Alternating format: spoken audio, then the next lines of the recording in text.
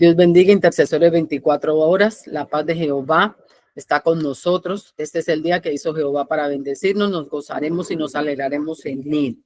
Bendito sea nuestro Dios. 7.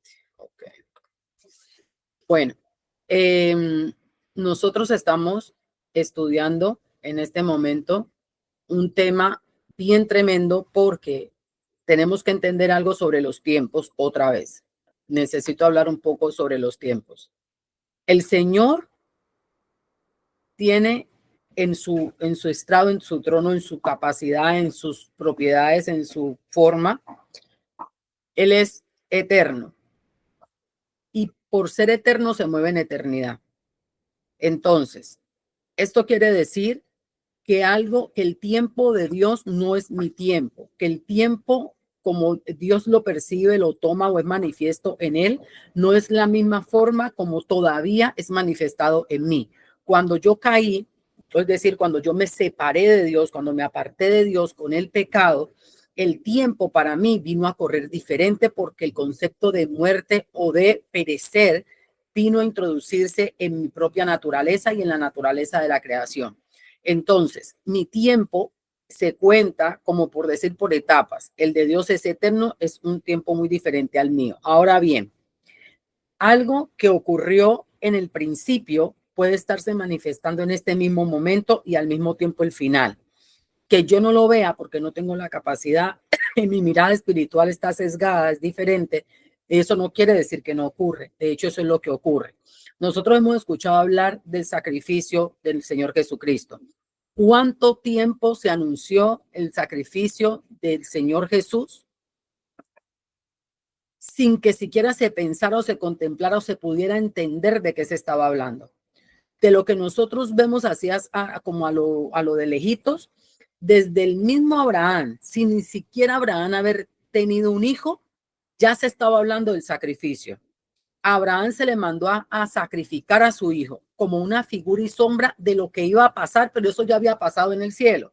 En el cielo ya había habido rebelión, ya había habido guerra, ya había un cordero, ya había un león, ya había uno digno de desatar los sellos, ya había uno que iba a traer juicio, justicia y equidad a la tierra, había uno por el que se iba a restaurar todo lo que había. Entonces, nosotros nos ponemos a pensar ahora y decimos, ok, ¿cómo es esto que otra vez estamos hablando de el sacrificio del cordero y de lo que el sacrificio del cordero hizo?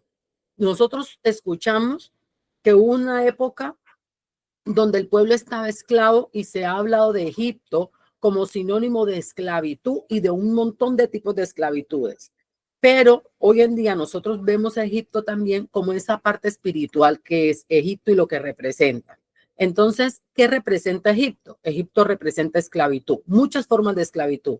Esclavitud cuando tenemos que honrar a otros dioses, esclavitud en una manera de vivir que no es la nuestra, porque somos ciudadanos del cielo, por lo tanto debemos manifestar el reino de Dios y su justicia. Y si yo debo manifestar el reino de Dios y su justicia, entonces lo que yo estoy manifestando en la tierra, ¿qué es? Porque la palabra me dice que la sabiduría o que la justicia del hombre es inmundicia delante de él, pero esta es la tierra en la que yo vivo y generalmente digo que me estoy sujetando a los principios de vida o ley humana, terrenal, de esta que está aquí, pero la Biblia me está diciendo que eso es inmundicia. Entonces, ¿a qué ley yo me debo sujetar? ¿A qué principios yo me debo sujetar? ¿A qué principios por qué principios yo me debo regir? Y esto me hace pensar en lo siguiente. Si la palabra me está diciendo que era necesario que hubiera un pago por mi pecado y que al al otro recibirme el castigo que venía sobre mí, el Señor pasa sobre mí y no deja que la consecuencia de mis acciones venga sobre mi vida, sino que Él pasa por encima porque el pago de tu pecado, de mi pecado, ya fue sobre otro. Entonces, hoy en día yo vuelvo a mirarme 5,000 y pico de años después y veo que todavía que volví a ser cautivo. Es decir, yo volví a pecar, volví a caer, volví a entrar en una tierra que me debió ser bendición y lo fue, pero la convertí en maldición porque me volví a meter en la cultura, en la tradición y en la forma como ese pueblo y esa nación y esa tribu veía y no el reino. O sea, en lugar de yo ir a un lugar llevando el reino de Dios y su justicia, que es anunciar las buenas nuevas del evangelio, lo que hice fue sumarme a la cultura y a la tradición de un pueblo que ciertamente era esclavo y me esclavicé a mí mismo con esa situación.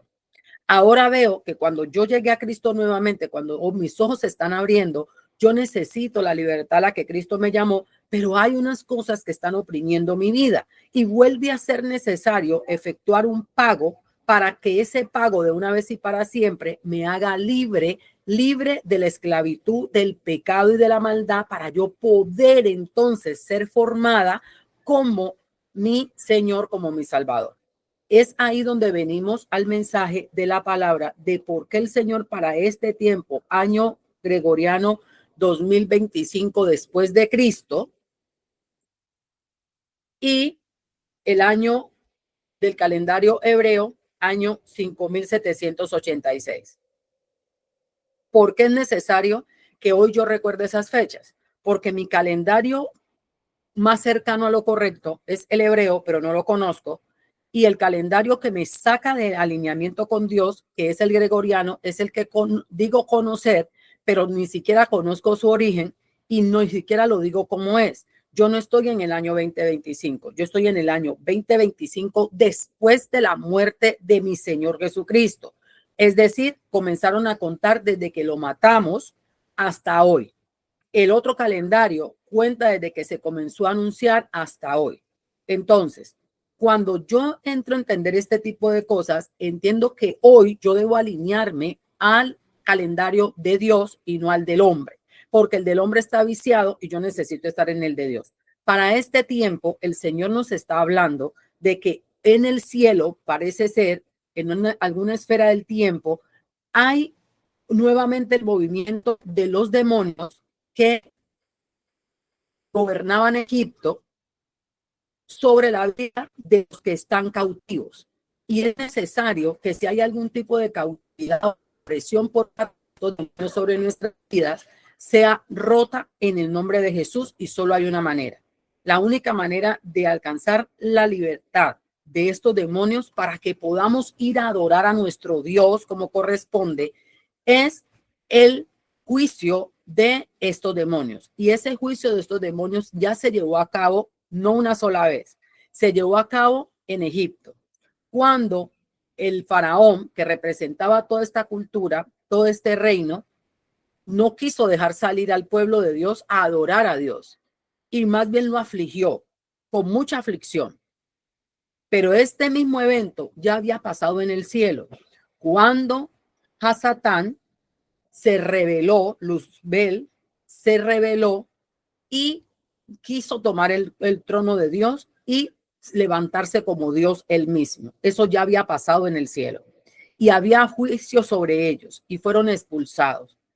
Luego aquí en la tierra pasa literalmente cada tanto.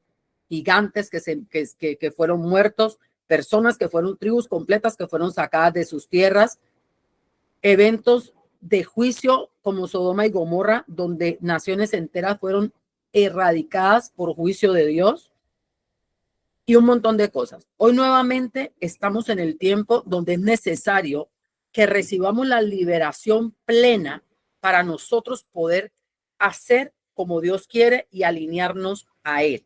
De manera que los velos caigan, se rompan en el nombre de Jesús, de manera que las cadenas se revienten, se rompan, se estallen en el nombre de Jesús, que los yugos de opresión sean quitados de nosotros y nosotros podamos ir al Señor con libertad para adorarlo.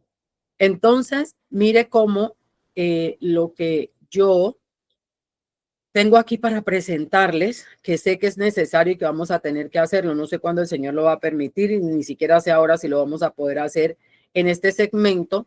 Se realizó la oración, un modelo de intercesión contra la obra de los dioses egipcios en las diferentes áreas de nuestras vidas.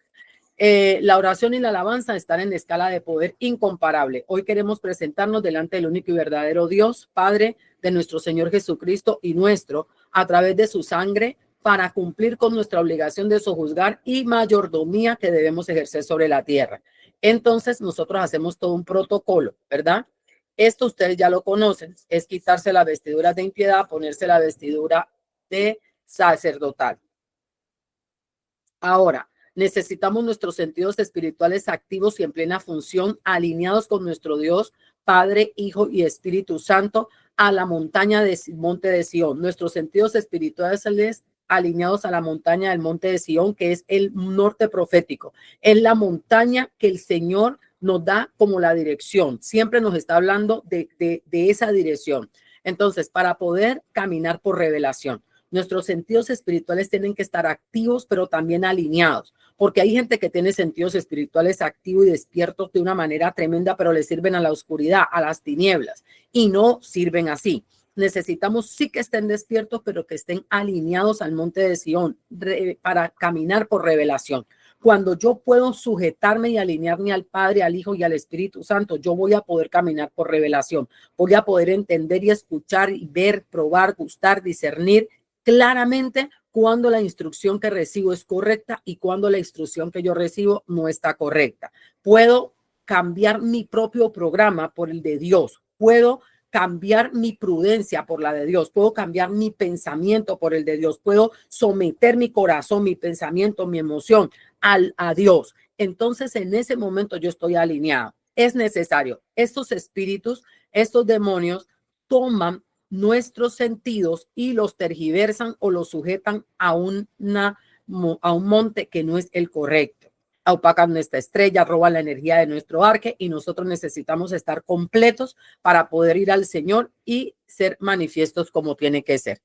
Esto es parte de lo que necesitamos y que va a ser liberado en el nombre de Jesús. De ahí que las que me llaman y dicen, pastora, yo quiero que mis sentidos espirituales estén abiertos, yo quiero poder ver los ángeles, sentirlos cuando llegan, cuando ellos están haciendo esto y aquello. En el nombre de Jesús seguiremos viendo sentidos espirituales que se abren. Ahora bien, sabemos que es necesario reconocer nuestros pecados, sabemos que es necesario que nosotros tengamos esta revelación de parte del Señor y que nosotros podamos en verdad hacer las cosas como tiene que ser.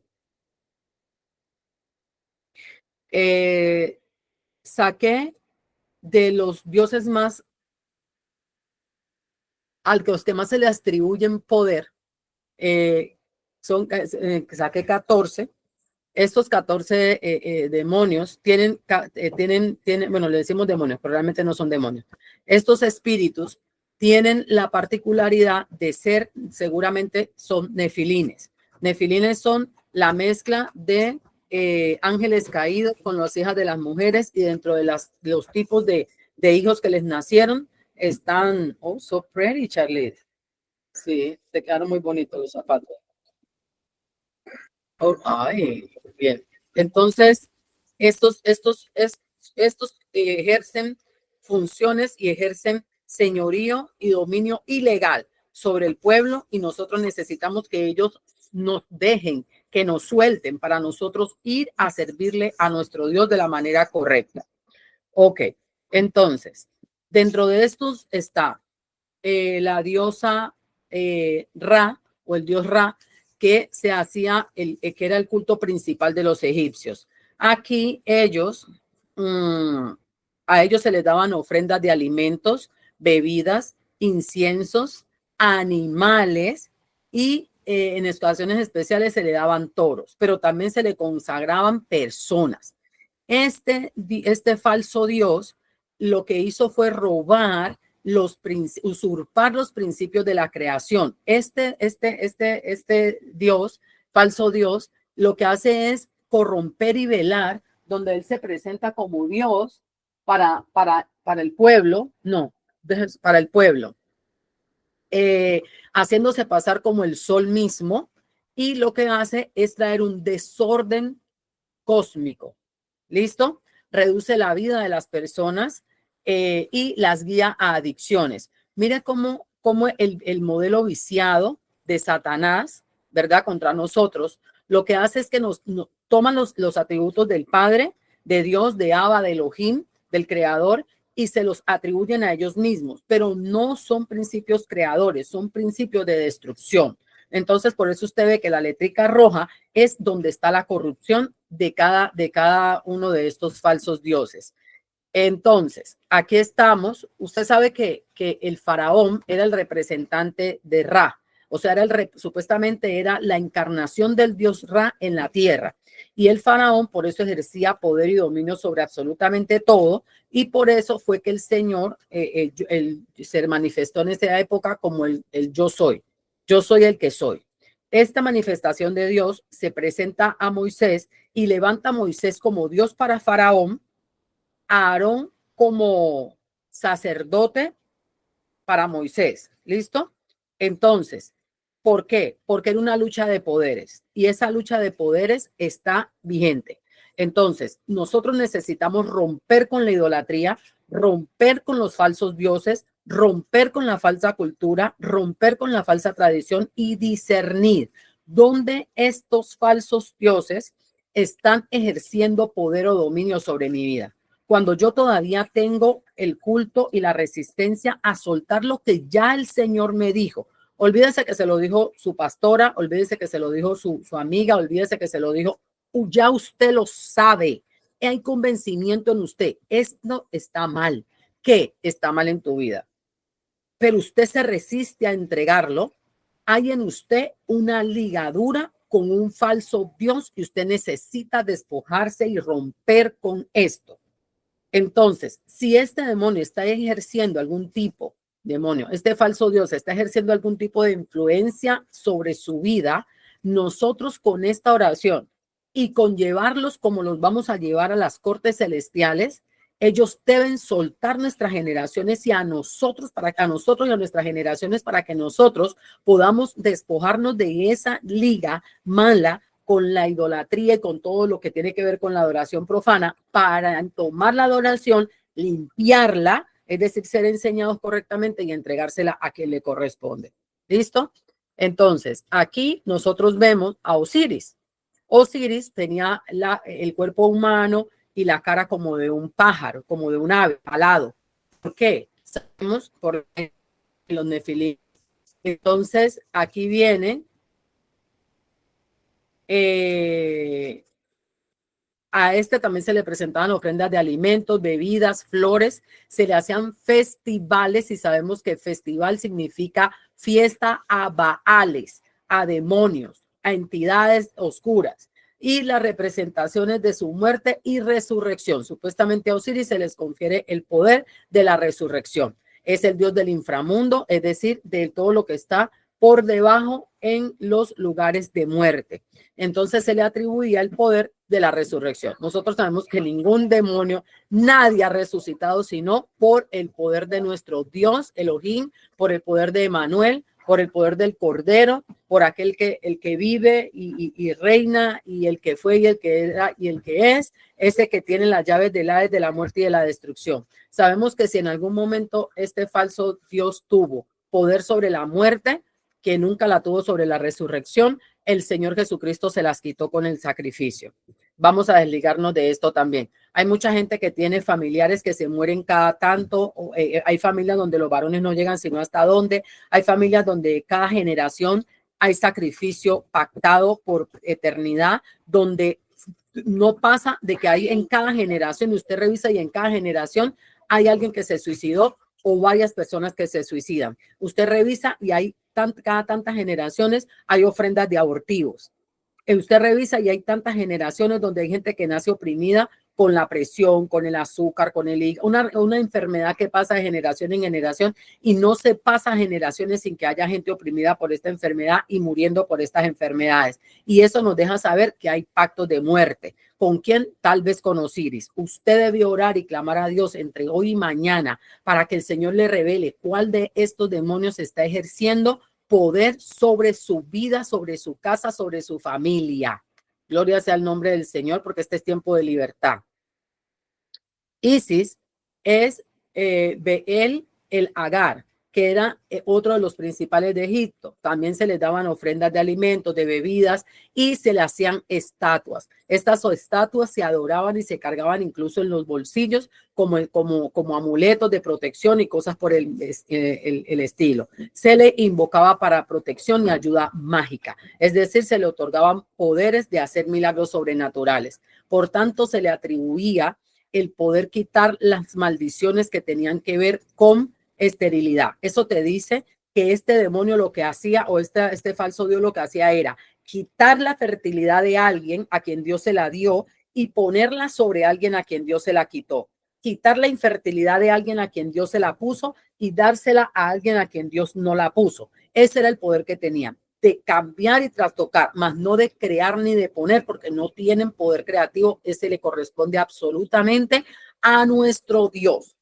Ahora bien, estos falsos dioses también influían sobre la navegación. La gente, si usted en su casa tiene familia que ha sido embarcado o que le gusta, andan en el mar, o que por tradición han habido pescadores, tenga en cuenta que puede estar funcionando bajo esta influencia. Horus es usted ha escuchado un programa infantil donde dicen una palabra como Oturus, Urus, Oturus. Bueno, ese es un demonio, un dios falso, se llama Horus, y Horus es el que manifiesta la naturaleza caída. Y el faraón era también la encarnación de este demonio, que es oposición en regiones celestes. Este demonio es el que rige el zodiaco, es decir, da la corrupción a tu origen, da la corrupción y la desviación a la tribu que debes pertenecer, te desalinea, te saca de foco, te saca de tu reino para ponerte en otro reino. Y nosotros mismos pues lo hacemos porque ya de una generación en otra, ya ahí estábamos nosotros, que yo soy Cáncer, que yo soy Virgo, que la piedra de Virgo es tal, y ahora sabemos que no debió ser así. Debimos encontrar a qué tribu de la tribu de Judá pertenecemos, a qué tribu de las tribus de las 12 casas reales de Dios pertenecemos, del pueblo de Dios pertenecemos, y cada casa tiene una bandera, tiene una fruta, tiene un color, tiene una gema, y es a eso a lo que nosotros tenemos que apelar, y no a esto, porque este es un reino antagónico al reino de Dios. Ok, también se le ofrecían en rituales animales y personas, solo que no lo puedo poner directamente aquí porque puedo tener problemas con YouTube. Amón, lo hemos escuchado. A este también se le daban ofrendas de alimentos, bebidas, animales, especialmente gansos y carneros. Se le ofrecía incienso, oro, plata, grandes posesiones y festivales en Karnak. Ahora, a este se le oraba y se le rendían las ofrendas al aire, al sol, Amon-Ra, Amon-Ra, poder, se le atribuía poder, obviamente irreal, mentiroso, ficticio, engaños, injusticia, es decir, ellos decían que era justo. Sabemos que justo solamente es nuestro Dios. Se le atribuía protección, no es cierto, lo que hacía era desprotegerte porque quedabas totalmente vulnerable a él, y usurpa la figura del Espíritu Santo. Tator es se le ofrecían el mismo tipo de alimentos, de ofrendas de alimentos, pero este es el que influencia para el alcoholismo, los desórdenes, la embriaguez, la infertilidad. Este tiene que ver con la explotación profana de la minería, con la perversión en las danzas, en las artes, en la música, esa maternidad impía, y es una figura femenina. ¿Listo? Tiene que ver con el desamor, porque se atribuyen a sí mismo el amor o el conferir el amor de una persona. Sabemos que eso no es así. Entonces, esto es lo que esto viciaba, y entonces en lugar de alegría lo que trae es amargura. Da una falsa ilusión de belleza. Aquí están incluidas las mujeres extrañas. Anubis es un dios que tiene que ver con la muerte. Ofrendas de alimentos, se le dan bebidas, incienso, no se conocen sacrificios animales regulares, pero aquí están los perros del infierno y los chacales. Esta deidad, este falso dios, tiene que ver con todo lo que sea con culto a la muerte. O sea que la Santa Muerte, ustedes recuerdan que cuando los niños estaban pequeños, no sé, tenemos ese impulso, dice que el niño perdió un diente y coger el dientecito y que ponerle en una cadena, que hacerle un dije, que guardarlo, que porque eso es un impulso que está influenciado o tiene que ver con esa tradición, ese culto a los muertos que se ha rendido por tanto tiempo y que ha pasado en nuestra memoria genética. Esto no está bien, eso está pinado delante del Señor. Y asimismo tiene que ver con la necromancia o con la... perdón, déjenme un segundo. Ya Elisa se fue.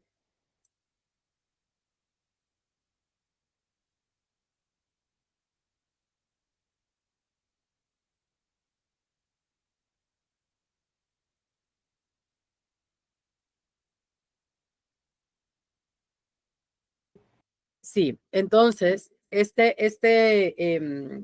Anubis tiene que ver con todo esto, el culto a la muerte, cuando nosotros tenemos ese impulso de coger que los ombligos de los niños para enterrarlos, mire una cosa tremenda y un engaño que está en este tiempo, no sé de cuánto tiempo venga, pero que lo reconozco ahora. Hay personas que dicen, no, vamos a enterrar las cenizas de nuestro familiar en un árbol. Vamos a plantar un árbol con las cenizas, que para no tirarlas por ahí, que no sé qué. Mire, ciertamente, si ese árbol se le va a convertir en un altar, donde usted ya no lo tiene en su casa, pero usted va a ese árbol, donde están las cenizas de su familiar o los dientes o posesiones de su familiar, para llorarlo, para orarle, para lamentarse. Sus lágrimas, su dolor, son ofrendas a Satanás, son ofrendas a nubes, aunque usted no lo sepa. Nosotros, por eso el Señor, no, usted vio que el Padre le permitió a Moisés, no le permitió a Aarón, a Josué, perdón, llorar más del tiempo a Moisés y les dijo, llóralo hasta tanto tiempo y sigue. También hubo otro rey que murió que fue muy sentido y no, el Señor no se los permitió llorar tanto, sino un tiempo prudente y sigue caminando. Es por este tema, porque fácilmente nos convertimos cosas en altares, puntos de conexión con falsos dioses y no con el Dios verdadero. Lilia, levantaste la mano, mi niña. Buenos días a todos. Sí, en respuesta al tema, como consulta al tema de enterrar familiares. Entonces yo decía, ¿cuál es la diferencia entre enterrarlo, digamos que en un cementerio o enterrarlo en un árbol? Si igual yo puedo convertir en un altar tanto el árbol como la tumba, ¿sí? Que es lo que regularmente hacemos. Y usted estaba respondiendo y asumo yo la respuesta, que el tiempo de llorar o el tiempo de duelo debe ser corto, ¿sí? Si lo entiendo bien. No hay diferencia donde yo lo entierre. Es lo que yo lo convierto en el altar, aunque es complicado y difícil, diría yo. Pero sí, es esa la respuesta, ¿correcto? No es lo que yo haga, si lo entierro en un árbol o todo lo demás, sino el tiempo o lo que yo hago de esa situación. Sí, sí, y a ver, ahí hay toda una historia, ¿verdad? Porque, por ejemplo, ¿por qué se establecieron los cementerios? Los cementerios no son una cosa muy nueva ni muy vieja, han estado ahí. ¿Por qué se estableció el cementerio como el lugar por ley? Usted no puede enterrar, dice que, oh, está en mi casa y aquí, y es más, usted le es prohibido hasta enterrar a su perro en el patio, su gato, su mascota, lo que sea que usted tenga, le es prohibido porque hay lugares donde se hace esto. ¿Y por qué se hacía? Porque además la putrefacción de los cadáveres trae cierto tema de asepsia y de epidemiología, donde eso puede traer enfermedad, puede traer contaminación. Hay enfermedades que no perecen con el muerto, quedan en el cuerpo y pueden extenderse como una plaga. Entonces, estos cuerpos se deben enterrar en lugares que por ley se disponen porque allí tienen unas características y unas condiciones específicas donde se supone que se van a evitar un montón de cosas. Uno. Dos, en el tema espiritual, totalmente. Si yo, no importa dónde yo lo entierre, puedo enterrarlo en un cementerio donde tiene que ser en una tumba. Si yo voy a seguir yendo allí como se hace en algunas culturas que no voy a mencionar para no ofender a nadie, pero en algunas culturas la gente va al cementerio, le llevan serenata, comen ahí, hacen el tendido y comen ahí en el cementerio, aunque a mí, para mi cultura me parece loco, en otras es una cosa natural porque tienen el culto al muerto. Frente al tema del tiempo de duelo, mire, el tiempo de duelo no puede llevarme a mí a idolatrar a la persona. No puede llevarme a mí a ponerlo como un Dios para mi vida. Nosotros, yo como familia, yo misma peleé muchos años con el asunto. ¿Por qué? Porque tuve una muerte muy sentida, muy sentida. Haga de cuenta que para nosotros se murió un Moisés y lo lloramos mucho más tiempo del que debíamos. ¿Sabe qué trajo eso? Un retraso tremendo en nuestro crecimiento espiritual. Trajo un retraso tremendo al punto que esta es la hora donde hay cosas que se debieron erradicar y que debieron tomar decisiones radicales y no se tomaron. Y entonces aquí tenemos 12 años enredados en lo mismo. Y eso le puedo contar que son las consecuencias mínimas, porque hay consecuencias que son todavía peores, donde la gente muere alrededor de ese cadáver. Nunca termina de superar lo que tiene que superar. Más cuando es una figura como de autoridad, como un papá, una mamá, un abuelo, alguien de la primera línea sanguínea. ¿Por qué? Porque estas personas marcan generaciones. Entonces, si tú no terminas de dejar ir a tu papá y tu papá tenía pactos y tenía algún contacto con uno de estas deidades, tú vas a seguir estando esclava. Tú vas a seguir allí, presa con el muerto. Y él ya murió y tú viva vas a estar muerta. Entonces, es necesario que nosotros podamos drenar. No es que usted deje de recordar, jamás. No es que nunca se dejó de recordar a Moisés. Hasta hoy lo recordamos y hablamos de él, pero lo vemos como esa figura de aprender, o esa figura de imitar, o esa figura de no imitar, y esa figura de ver como un siervo de Dios, o dónde estuvo en sus errores, sus flaquezas, para nosotros hacerlo de la manera correcta. Pero cuando nosotros levantamos a la estatura de Dios a un muerto, es donde está el problema, donde ya yo dejo de hacer muchas cosas con mi vida o hago un montón de cosas en función de esta persona y lo levanto como un Dios. Yo creo que eso nos queda como claro y nosotros vamos a entender cuál es el tiempo prudente. El tiempo prudente es el tiempo que no hace que tu tiempo se detenga con el muerto. Tu vida no se va a detener con el muerto. A Josué se le dijo, bueno, llóralo tanto tiempo y adelante. Vamos, ¿usted cree que en el camino de pronto no se sentaba Josué a decir, oh Dios mío, cuando estábamos como dice? Claro que sí, porque de hecho todo el tiempo tenía que recordarle al pueblo la ley que se nos dio por medio del siervo Moisés, pero no se le idolatraba, no se le rendían ofrendas de lágrimas, no se le rendían ofrendas de otras cosas. ¿Listo? Entonces, eso es como por ahí. Es un tema bien complejo porque toca sensibilidades y cuando tiene que ver con el alma, ya usted sabe, hasta nos enojamos porque, ay, qué insensible, pero lo pasamos, personalmente lo pasamos. Bueno, ojalá Dios quiera que lo terminemos de pasar de una vez porque todavía tenemos un montón de temas ahí. Hablemos también de Thoth. Thoth viene por allá del Ártico. Ellos lo conocen más y mejor. Usted no se imagina las cosas que hacían las personas que le rinden culto a estas deidades, señoras. Usted no se imagina la crueldad con la que mataban, la crueldad con la que hacían las cosas que hacían en contra de la gente, como los sacrificios que se presentaban. Mire, esto eran unas cosas terribles, se mataban aldeas completas como sacrificios a esos dioses, tripulaciones enteras se arrojaban al mar, una cosa tremenda. Los nórdicos eran implacables con estos asuntos y nosotros porque no hablamos de nuestros indígenas, pero una cosa tremenda. Este Thoth o Hermópolis se le daban ofrendas de papiros, tablillas, escrituras, instrumentos de escritura, incienso, animales, babuinos y animales sagrados, porque su figura era como de un mono. A esta deidad se le atribuía el conocimiento, la escritura, la sabiduría, la magia, la matemática, la astrología, las leyes y los mensajeros de los dioses. Ya usted sabe cómo esa falsa deidad lo que hacía era embotar el conocimiento de la gente y tomar toda la sabiduría de Dios y torcerla. Entonces de ahí viene todo lo que nos enseñaron torcido. Escritura, hay letras de demonios, hay idiomas de demonios y hay gente que las habla y las tiene. Por eso en la iglesia Pablo mandó a corregir el tema del hablar en lenguas. No que no se hablara en lenguas, pero que si no había quien interpretara, o sea, si hay uno con el don de lengua, debe haber uno con el don de interpretación. No como yo veo en muchos lugares que el mismo que habla, el mismo que interpreta. Tampoco debe haber un profeta que pueda discernir qué espíritu y qué lengua es la que se habla, aunque no tuviese el don de lengua, tiene el de discernimiento, porque esta persona puede fácilmente estar endemoniando a todo el mundo ahí y hablando lenguas de demonios y bueno,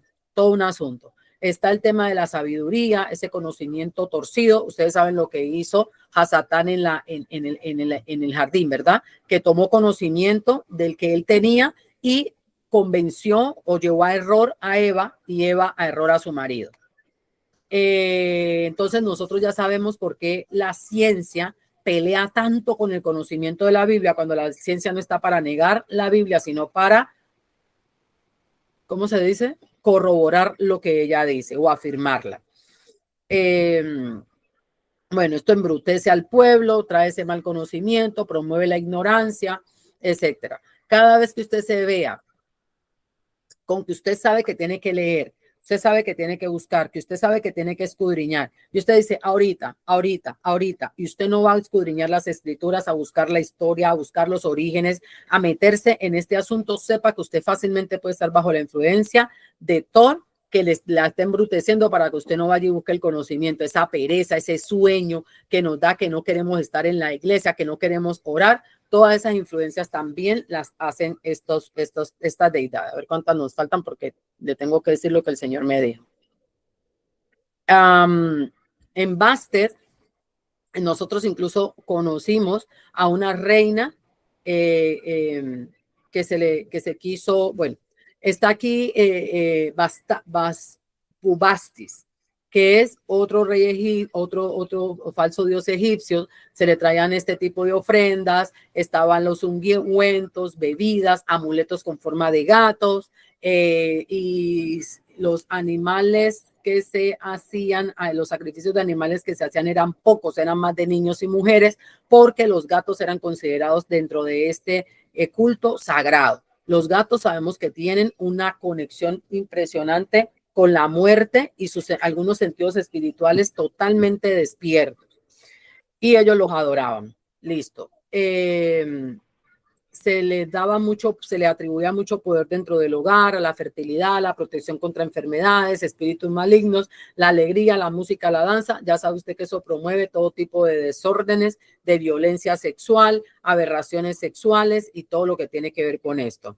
Está que en otros dialectos se le dice Memphis, se le daba, tiene que ver con todo lo que es creación, artesanos, escultores, constructores y también ofrendas de música. Voy a decirle algo de un principio espiritual. A veces yo no sé si estoy hablando muy rápido, si le estoy embutiendo mucho conocimiento y la dejo ahí en shock, o si en verdad lo estamos digeriendo. Espero que sí, en el nombre de Jesús. Por eso siempre les digo, si ustedes tienen que volver 2, 3 veces a un video y también investigar y averiguar, hágalo. Y si se le queda duda, si no está de acuerdo, llámeme, hablamos. Quién sabe si usted me nutre también a mí y me corrige, o si afirmamos el conocimiento, lo enriquecemos. ¿Listo? No es contender la palabra contender es diferente, es pelearse, es llegar a enemistad, pero discernirla y hablarlo no tiene nada de malo. Usted no está llamado a tragar entero. ¿Por qué le quería hablar de esto? Nosotros hemos hablado de la música, ¿verdad? Y le he dicho que la música fue corrompida, que Satanás y este querubín, el querubín protector, que era del coro celestial, corrompió gran parte del coro celestial y se lo botaron de allá, y que él aquí en la tierra, a las personas que tienen esa mezcla genética para adoración, para el arte y otros oficios que tienen que ver con la artesanía, la música, la pintura, la danza y todo esto que fue creado realmente para alabar y adorar a Dios, son muestras de amor y de expresión a Dios, las corrompen. Hay cuadros que son portales abiertos a demonios.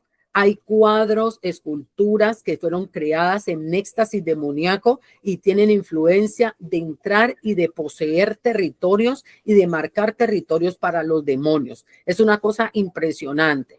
Hay artefactos que están malditos, con maldiciones que maldicen a la persona que los porta. solo por portarlos. Hay lugares donde usted y yo somos agredidos por lo que portamos nosotros y lo que está allí, porque sabe que en cuanto un hijo de Dios pone allí su pie, esto tiene que ser echado fuera. No estoy de acuerdo y contiendo con los que dicen que uno, que uno tiene, bueno, un montón de cosas que están poniendo como para que usted como hijo de Dios no haga el ejercicio que usted tiene que hacer. Usted tiene que tener la reverencia, los protocolos reales, pero claro que cualquier tierra que esté poseída por un demonio, a usted no le han llamado a respetarle territorio a Satanás. Él es el que no tiene nada, todo es suyo. Vaya al Señor, vaya al Padre, vaya al Hijo, vaya al Espíritu Santo, vaya al Dios Todopoderoso, como uno solo, ayune, ore, ínquese, pídale dirección, ayuda y a la carga. Estos demonios no tienen nada. Le voy a contar 2 experiencias mías con el tema de demonios que me han querido echar de lugares donde yo estoy. Primero, yo vivía en una casa,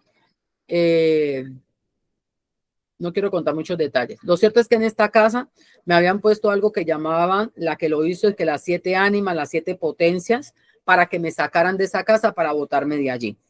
Y otro montón de gente también hacía un montón de brujería y lo único que hacían era ponerme demonios por todas partes. Yo era un bebé espiritual, mi hija acababa de nacer, la mayor, Elizabeth, y nos ponían demonios todo el tiempo. Resulta que era un tema tan horrible que yo entraba a esa casa y me empujaban, me amenazaban, me hacían sentir que me querían matar, me hacían sentir la violencia, pero de alguna manera ellos no me podían tocar, pero me hacían correr. Literal, yo entraba corriendo y me encerraba en un cuarto y yo decía, yo no puedo tener miedo, pero es que yo soy una hija de Dios, ¿por qué yo voy a tener miedo? Está en mi casa, a mí no me pueden sacar de aquí. Pues la persona que estaba allí, el dueño de la casa, era un masón, venerable maestro masón, y él era una puerta de acceso para todos esos demonios. La iglesia mandaba unas intercesoras, incluso exsatanistas, para que fueran a la casa y desde que se paraban enfrente decían, Dios mío, ¿cómo usted vive ahí? No la han matado, no la han vuelto loca, qué horror, y no sabían qué hacer. Lo cierto es que se iban y yo seguía con el problema en esa casa. Finalmente, un día, eso trajo un montón de desastres, no viví más en esa casa. La segunda vez fue una vez aquí en Estados Unidos, en la casa de una persona que me decía, vente a vivir aquí, vente a vivir aquí. Y un día me estaba organizando yo en el espejo cuando escuché la voz literal, una voz horrible que me dijo, aquí no te vas a quedar. Llévate todas tus cosas porque no vas a volver. Pero era una voz amenazante y una voz fea. Y yo me quedé como, ¿qué? Y me lo repitió. Y yo, Dios mío, qué horror. Bueno, yo no le presté mucha atención. Mi intención nunca estuvo en no volver. De hecho, yo me pensaba cambiar de ciudad, irme a vivir a esa ciudad. Pues, ¿cómo le parece que yo para allá nunca más volví? Y un vestido que me había comprado mi papá antes de morir se me quedó en esa casa. Pues quiero decirle que hasta hoy el vestido se perdió. Nunca más. Eso estoy hablándole como de unos 8 o 9 años. Nunca más volví a ni siquiera a esa ciudad volví hace poco, creo que hace un año con mi esposo. Bueno, y la tercera vez fue, ¿dónde vivo? Le estoy hablando de un proceso de 16 años, más o menos, no, de 18 años. Una vez, hace 18 años, una vez, hace como 15 años, una vez hace como 10 años, 8 años, y hace 7. Hace 7, cuando el demonio aquí en esta casa me dijo, te vas a ir de aquí no vas a volver. Yo le dije que yo no voy a volver, el que se va de ahí aquí sos vos, porque yo soy una hija de Dios y la palabra dice que donde yo ponga mis pies, esto es mío. Y empecé yo a ayunar, a orar, a hacer santa cena, a poner sal en las esquinas, declarando la palabra, levantándolos de a medida que el Señor me iba dando conocimiento, todo lo que el Señor me daba, es lo que le estoy tratando de enseñar a usted. Lo saqué de aquí. Aquí dice que todo el que dormía en ese cuarto lo azotaban los incubos, lo violaban, les hacían de todo. Las niñas que llegaron a vivir en esa habitación son lesbianas y yo oro por ellas en el nombre de Jesús para sacarles también ese demonio de ellas. Y yo sé que la voy a ver casada porque estoy orando por una de ellas para que se case y tenga su hogar. Y yo sé que Dios me va a dar ese regalo en estos días. Me van a dar la noticia que se va a casar con un varón. La niña que vivía al lado de este apartamento también dice que salió lesbiana. La que estaba abajo de este apartamento y que salió embarazada como de 12, 13 años. Acuérdese que yo vivo en Estados Unidos. Eso aquí se supone que no pasa.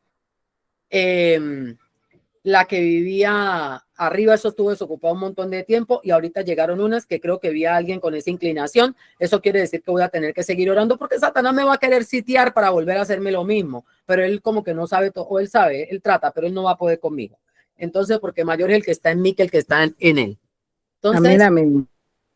¿qué le estoy diciendo? Que estas cosas nosotros las podemos ver como algo que no es cierto, como algo que parece una película, como algo que parece una locura, pero estas cosas suceden y a veces estamos tan entenebrecidos y tan ciegos que no nos damos cuenta que estamos rodeados por demonios que están haciendo un montón de cosas contra nosotros y nosotros estamos ahí incautos, hasta sirviéndoles y adorándoles y atribuyéndoles un montón de cosas y estos maldiciéndonos a nosotros. Entonces, el tiempo de ellos llegó y nosotras que estamos en este tiempo de alineadas y apercibidas, tenemos que romper relación con estos demonios y comenzar a discernir cómo estos demonios están influenciando mi vida. Hay maldición generacional, hay pactos generacionales. ¿Cómo yo discerno que hay un pacto generacional? Porque es algo que está pasando constantemente. Le pasó a mi abuela, le pasó a mi tatarabuela, le pasó. Y si no tengo ese conocimiento, yo estoy viendo aquí.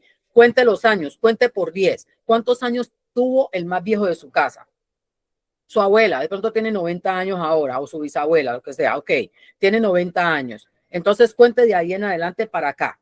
Cada generación, cada persona, ¿qué patrón común usted ve ahí? Y ahí usted ve un pacto generacional, ahí usted ve una maldición generacional, ahí usted ve una línea de iniquidad. En esta familia toditos sufren de X. En esta familia hay una beata, ¿cómo se le dice a las que no se casan? ¿Cómo le dicen? Bueno, hay una que no se casa en cada generación. Solterona, ¿no? Solterona.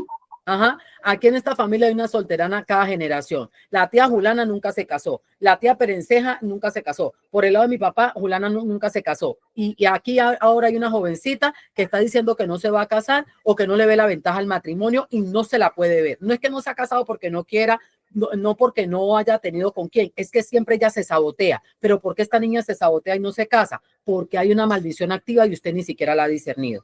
Otra cosa que puede ser una maldición que viene estos días, que no se me vaya, era la genética de Caín. Una familia donde usted ve que no hay unidad entre los hermanos. Es un pleito y un pleito entre los hermanos. Envidia, celos, disensiones, maldad. No, ellos se aman de lejos. Hay que se junten. Usted espera el tiempo porque empieza el lío y el problema. La envidia, que el uno no tenga, que el otro porque tiene, que si vos tenés porque no me das, y un lío. Y entonces usted revisa y dice, ok, aquí estoy yo, me llevo bien, aparentemente me llevo bien con uno, pero me estoy matando con todos los demás. O tengo una situación, o tal vez yo los amo, pero ninguno de ellos me quiere a mí. Y hay desunidad entre los hermanos. No importa si son de 20 papás, de 20 mamás, el hecho es que son hermanos y hay desunidad. Pero usted se va a la familia de su mamá y en la familia de su mamá sus tíos viven también en una matadera, ahí no hay unidad entre los hermanos. Usted se va para la familia de los hermanos de su abuela, entre los abuelos tíos, y usted se da cuenta que esa gente tampoco vivía unida ni reunida ni nada de eso. Y usted sigue caminando para atrás y se va dando cuenta hasta que llegue a encontrar incluso algún hermano que se levantó para matar literalmente a su hermano. Usted se da cuenta que es un patrón generacional. Usted se da cuenta que hay un problema. Una familia donde en 3 generaciones diferentes, ejemplo, por ejemplo, si yo tengo problemas con mis hermanos y no hay unidad entre los hermanos, ni siquiera un amor fraternal, así sea que sea distante, no lo hay. Reviso la familia primaria, la de mi mamá y sus hermanos, y no hay fraternidad. Reviso la familia primaria de mis papás y resulta que no hay fraternidad. Ya yo noté el patrón. ¿O no es así? Ya yo noté el patrón. Ahora me voy más atrás y me doy cuenta que mi abuela tampoco ni vivía ni convivía con su familia, ni siquiera conozco la familia de mi abuela. No conozco la familia de mi bisabuela, ni siquiera nadie sabe quiénes son, nadie tiene una referencia de ellos, nunca escuchó a nadie hablar de ellos. Eso te dice que hay un patrón generacional. Así es como uno detecta un patrón generacional, porque pasa de generación en generación. Cuente cada 10 años. Usted tiene una enfermedad. ¿Qué enfermedad tiene? Azúcar, amargura en el corazón, un carácter horroroso, y resulta que nació una sobrina. Cuenta que su sobrina debe ser por lo menos 10 años menor que usted. O usted 10 años menor que su sobrina, eso es otra generación. Y usted mira esta generación y resulta que dicen, ¿vos te acordás de Julana? Mira, igualita a la tía Perenceja, el mismo carácter, la misma cosa. Eso es un patrón. Saltó a esta niña esta genética, saltó a esta niña esta maldición y hay que reconocerla para poderla formar e instruir para que ella mire la línea genética. Viste a la tía que tiene esas características tuyas, chequea muy bien porque es para allá que tú vas y no te metes con el Señor. Me fui.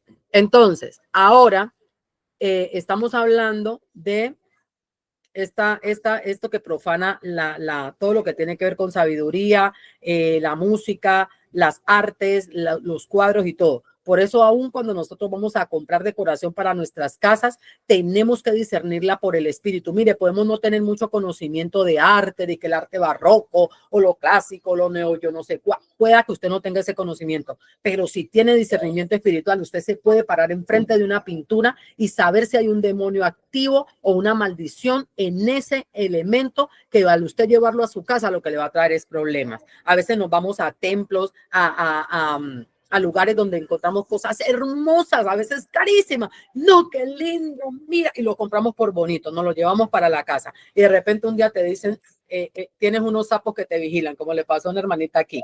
Tienes unos sapos que te vigilan y ella, unos sapos, ay, Dios mío, brujería. Y empieza a buscar y resulta que la brujería era algo que compró en un templo, algo como un templo, y que representaba a uno de estos demonios y estaban ejerciendo opresión en su casa. Qué bueno es Dios que se los mostró y ella los pudo sacar.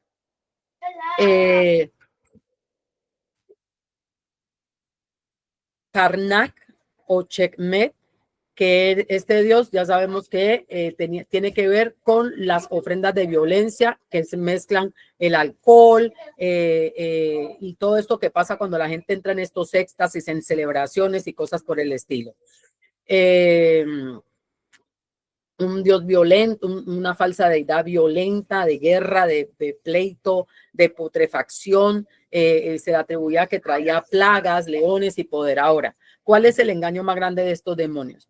Que de estos falsos dioses, que ellos le hacían creer a la gente que ellos tenían esos poderes y realmente lo que ellos hacían era afligir. Creo que ellos ya se lo dije, se lo repetí. Sobek o Cocodrilópolis. Usted ha visto en las películas y ha visto por ahí que en Egipto había un dios que tenía la cabeza como un cocodrilo y que los que lo seguían se ponían la cabeza de cocodrilo sobre ellos o la representación y se le daban muchas joyas, bebidas. Esto representa el amor al dinero en últimas. Entonces aquí los cocodrilos se les representaban como sagrados y eran mantenidos en templos y venerados. A estos cocodrilos se les ofrecían ofrendas de personas. Ya esta falsa dios se le atribuía el poder del faraón, la fertilidad del río Nilo, la protección de los peligros de las aguas. Hapi no tenía un templo oficial, pero se le llevaban ofrendas que se arrojaban al río Nilo durante las festividades.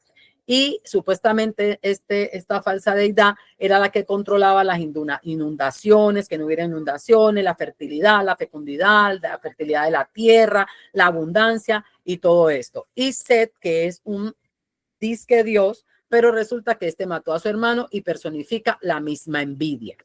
Ahora bien, nosotros sabemos que Dios emitió un juicio para estos falsos dioses. Todo aquello a lo que Egipto le atribuía poder, Dios lo juzgó y lo juzgó con juicio de no levantarlo de manera implacable. El Señor juzgó a cada deidad que los egipcios adoraban. Dios la juzgó con poder, con fuerza y los utilizó para mostrar su poder y su señorío del que se habla aún hasta hoy y se seguirá hablando por los siglos de los siglos. No fue mandamiento perpetuo recordarle a las generaciones el poder de Dios y cómo lo mostró a través de los golpes y los azotes que le dio a toda deidad y a todo Dios que llevaba a su pueblo cautivo o lo mantenía oprimido.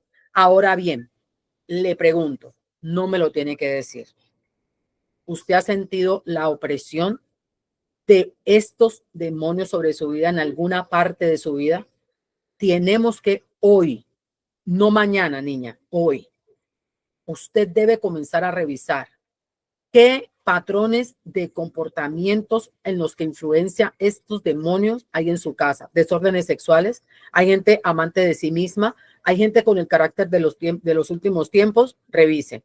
Hay gente, mujeres necias, se levanta mucha mujer necia en su casa, mujeres incapaces de sostener un hogar, hombres que no tienen amor natural por su esposa, por sus hijos, que fácilmente se divorcian, que despojan, que sueltan a una y cogen a otra y parece que les da lo mismo. A veces nosotros confundimos un esposo bueno con un proveedor. Y una cosa es que sea buen proveedor y otra cosa es que sea buen esposo. No, él es un muy buen esposo. Él nunca le faltó nada a sus hijos. Ajá. No, que ella es una muy buena mujer. ¿Por qué? Porque siempre se sometió. ¿Pero a qué se sometió? ¿Qué es lo que hizo? Porque nunca alcanzó la liberación de su casa. ¿Listo? Porque nunca trajo el evangelio a su casa.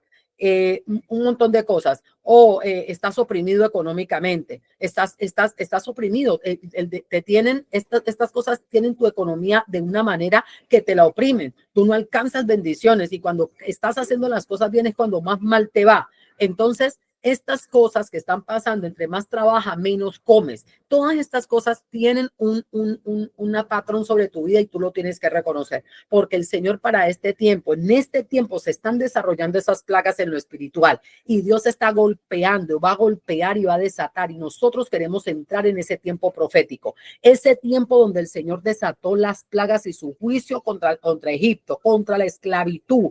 Nosotros vamos a entrar en este tiempo en el nombre de Jesús mañana en la noche.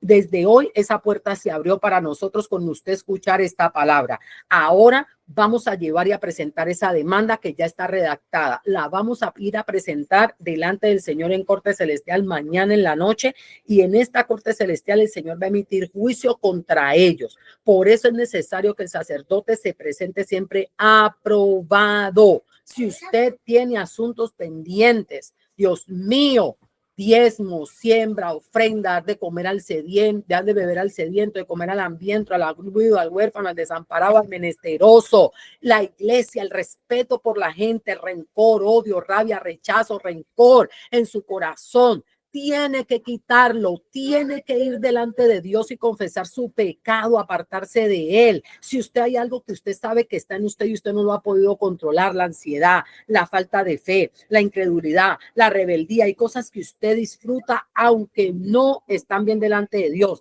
Ya usted lo escuchó, ya usted lo sabe, pero usted se resiste y no lo entiende. Quiero decirle, mire, había algo en mi vida con lo que yo reñía por cultura, por tradición, por costumbre. Yo me acostumbré, me crié en un ambiente de baile, en un ambiente de fiesta y entendíamos fiestas sanas. Una fiesta sana donde te tomas 2, 3 tragos, pero no te embriagas. Una fiesta sana es donde si la mujer se emborrachó, el hombre se emborrachó, él está en su casa. Él no anda en la calle, no anda dando show y está con su familia, con su mujer, con sus hijos. Oiga bien. Un ambiente de cada 8 días, la rumba, el trago, la comida para los vecinos y lo otro. En ese ambiente yo me eduqué. A los 4 años yo recuerdo la primera vez que mi papá me montó en sus pies para que yo empezara a bailar, para que aprendiera a bailar. Esos tambores, esa percusión, esa cosa. Yo soy negra, vengo de la costa pacífica. Todo eso era cultura. Estaban ahí los demonios ejerciendo influencia sobre mi vida. Yo no lo reconocía. Le estoy diciendo que apenas hace 7 años el Señor por fin me pudo sacar eso de la genética, me lo pudo sacar del cuerpo. Y qué bueno que mis hijas no saben bailar. Entonces, música del mundo. Entonces, nosotros estamos aquí y hay cosas que disfrutamos, aunque estamos en Cristo, queremos estar en Cristo y cosas que están en el mundo y las disfrutamos y no nos vamos a estar echando mentira. Entonces comencemos a clamar a Dios para que las quite de nosotros y nosotros podamos en verdad soltar la rebeldía, la rebelión, el apego a estas cosas que no están bien, estas culturas extrañas, para poder venir como una ofrenda agradable a Dios. Yo quiero decirle algo, mire, y eso se lo estoy diciendo, creo que yo, pero sé que eso es una palabra del Espíritu. Necesito. La palabra dice, amarás a Jehová tu Dios con toda tu alma. El alma quiere decir con toda su mente, con todo su corazón, con toda su voluntad rendida a Dios. Si usted no ha roto o no ha logrado romper y permitir que el Espíritu Santo le ayude a romper con toda estructura de pensamiento que es contraria al reino de los cielos, usted no va a ir al cielo.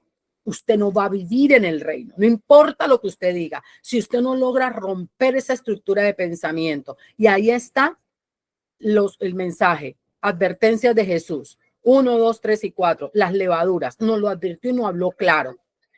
Levadura. Tenemos que ser un pan sin levadura. Tenemos que romper con todas estas cosas. Todo lo que usted aprendió por tradición, todo lo que usted aprendió que es cerrado, que no es del Señor. No es que bailar es malo, no es que la música es mala, no es que el arte es malo, no es que la pintura es mala. Todo es bueno, pero cuando es absolutamente para Dios, cuando usted danza delante de la presencia de Dios, la música es para el Señor, la adoración es para Dios, la alabanza es para Dios. Pero cuando seguimos cantándole al despecho, a la muerte, al sexo y mezclamos y decimos que el amor es sexo y que el amor es pasión. ¿Usted sabe cuánta gente está rompiendo los hogares de que porque no sienten pasión por su marido, porque no sienten pasión por su mujer, porque ya no se sienten. ¿Qué sentir, hermana? Usted no es un animal. Usted es un ser racional y aparte de eso es una hija de Dios. El amor no es solamente el sexo, el amor no es solamente la pasión animal. Eso es un componente que viene como resultado de otras cosas, no solamente del amor pasional. Entonces, eso es solamente para citar un ejemplo. Entonces, nosotras hay cosas que no disfrutamos o que las disfrutamos de la manera incorrecta. Necesitamos venir delante de Dios, Señor. Si yo no te puedo, mire, si usted no puede amar a Dios con toda su alma, con toda su mente, con todo su corazón, la historia está ahí. Vaya hacia Éxodo. Esta gente recibió de todo. Dios estaba dispuesto a darle todo. Dios se enfrentó con cada demonio, con cada Dios, con cada espíritu de demonio, con todo lo que se levantaba contra él y con poder le demostró su superioridad. Cuando usted se meta otra vez a leer Éxodo en el tema de la liberación del pueblo, usted se va a dar cuenta que en cada plaga los magos de Egipto venían y lo hacían. ¿Qué fue lo que trajo? Sapo. Nosotros también vamos a tirar sapo. ¿Usted sabe qué pasaba? Cuando Dios mandaba la plaga por medio de Aarón y de Moisés, estos venían los dioses egipcios, venían los sacerdotes de estos demonios, de estos falsos dioses, y también hacían lo mismo, o sea, traían también, reproducían lo mismo, pero ¿sabe qué pasaba? Que cuando Dios lo mandaba era mostrando su poder, pero cuando esto lo hacían, llegaba a los campamentos de ellos, se desbordaban los sapos, se desbordaban las piojos, se recrudecían las úlceras, porque era Dios diciéndole, ustedes podrán imitar mi poder, pero el Dios poderoso, el único soy yo. Ahora lo que ustedes usan, mío, que ustedes usan mal, va contra ustedes. Y hacía separación entre su pueblo y los egipcios. Al pueblo de Dios no le llegaban las moscas, no le llegaban las plagas, no le llegaba la sangre, no le llegaba, pero a ellos los hería de tal manera que hería a ellos, a sus hijos, a sus vacas, sus animales, su tierra. Tanto eran los mosquitos que los cielos se oscurecieron. Oscuro, no se veían, la luna parecía un eclipse. No, era porque del polvo de la tierra los sacaron. Y cuando los magos vinieron, hicieron una parte, ahora fue verdad que el Señor arreció con todo y trajo la plaga. Si usted y yo no podemos amar a nuestro Dios con toda nuestra mente, con todo nuestro corazón, si no somos capaces de arrancarnos todo lo que ya sabemos que está mal, yo no puedo creer que aquí haya uno de los intercesores 24 horas que están activos, que en este momento no esté consciente y diga, esta es mi flaqueza, este es mi problema. Yo sabía cuando la alabanza y la adoración no eran, no, a mí no me entraban. No me entraban, yo no podía alabar a Dios con esa música me molestaba, le estoy hablando hace 19 años, me molestaba, yo decía, Señor, pero si esta alabanza es tuya, ¿por qué me molesta? No la puedo escuchar, me incomoda. Vaya a ver ahora, gracias a Dios es todo lo contrario. Todo lo contrario, el Señor me ha ido quitando el gusto por la música del mundo y me ha puesto el gusto por la música que lo adora Él, incluso discernimiento sobre la música que canto, sobre las alabanzas que utilizo y muy inclinada a adorar a Dios con lo que Él ponga en mí, el cántico nuevo y no repitiendo lo que cantan muchos grupos porque son solamente un coco vacío, no hay espíritu ahí.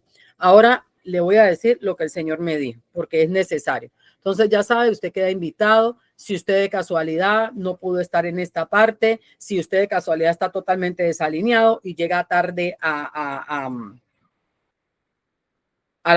mañana, a la vigilia, de todas maneras le queda como conocimiento y que el Señor le extienda su mano. ¿Sabe por qué?